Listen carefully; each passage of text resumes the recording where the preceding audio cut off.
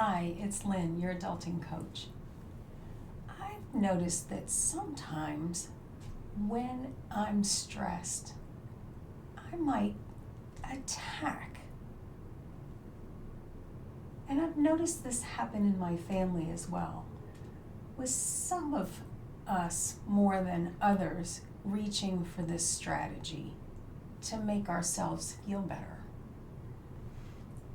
When our brain is listening, is looking around and saying, am I safe, and asking the two questions it asks all the time, am I good enough, and is my life good enough? When I answer, no, I don't think so, I can go high, meaning, yes, but at least I'm not as bad as they are. And I can also go low, which means, oh God, I really am a mess. When I really want to stay in the middle, operating from my strengths, that's where my wise adult lies. I'm much more defended up here or defended down here, and I'm really not thinking with my wise adult. That's what Terry Real talks about in his new book, Us.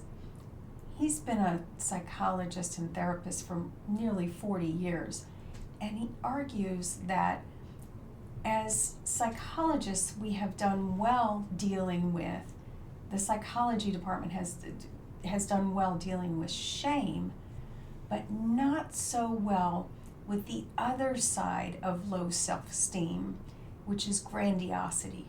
When we go out and put others down to make ourselves feel better. Here's what that looks like when we're in our 3 questions. Grandiosity answers the questions this way. What? It's the other person that's the problem, not me. So what? They aren't good enough. I'm superior. That feeling of superiority really helps them feel better, helps us feel better. Well, at least we're not that bad. And now what do? Well, we go on the attack. We tell other people how bad they are, and that helps us feel better. Does this sound familiar? It really rang true to me. And now I'm trying to figure out, how do I manage it when I see, what's the best response when I see that happening in one of my loved ones? Terry argues that we need to apply limits here. The what is, when they say attack words, what do? We say, let's set a limit. This is responsible loving. I am going to set a limit. I'm not going to allow myself to be attacked. It could be as easy as saying, hey, those are attack words. Let's take a break on this subject and get back together in 15 minutes. In fact, I need to go to the bathroom, so that's where I'm headed right now.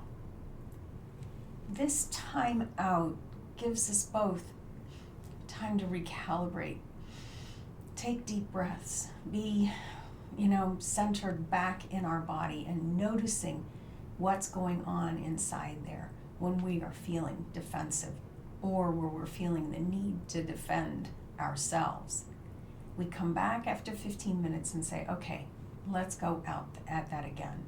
Or it could be 15 hours. It's whatever the time frame is that you know is needed or that you'd like to have before you come back at it again, because you know that we don't resolve any of our problems operating from our defensive positions. Here's Terry's piece of advice. There is no redeeming value whatsoever in being harsh.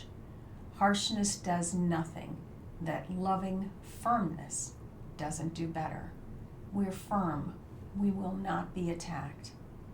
And we're going to come back and see what we can do to talk this over together when cooler heads prevail and we're both operating much more from our strengths. This is just one example of the insights you'll get inside the Art of Adulting, where we operate from our strengths, we set our life GPS, we know what we want, and we practice the 7 habits on our way to getting what we want, because things will always come up, including being attacked. Bye for now.